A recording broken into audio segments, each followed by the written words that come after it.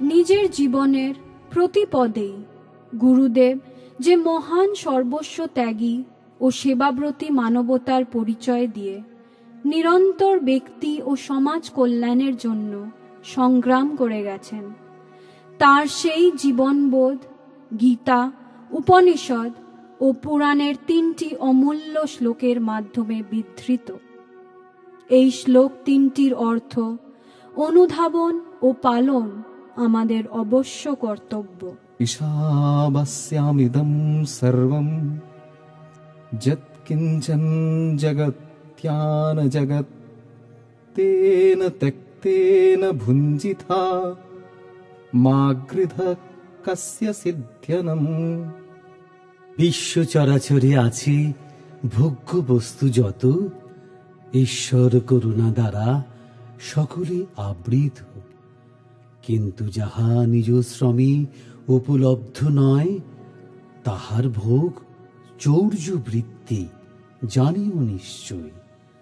প্রয়োজন এক মুঠো, চাও ভুরি ভুরি, প্রয়োজন অতিরিক্ত, আকাঙ্ক্ষাও চুরি।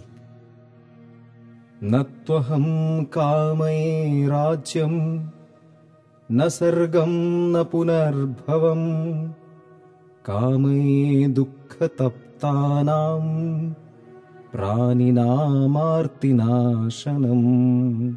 চাই না আমি রাজ্যপাট, চাই না স্বর্গ সুখ, তপশক্তি বলে আমি চাই না পরম মোক্ষ। আমার সকল জ্ঞান বিদ্যা বুদ্ধি উজাড় করে করব সেবা আর্ত দুঃখীর সারা জীবন ধরে। क्लैब्यं मास्मगम पार्थ नैतत्युपपद्यते क्षुद्रं हृदय दौर्बल्यं तत्त्वोत्तिष्ठ परं तपः।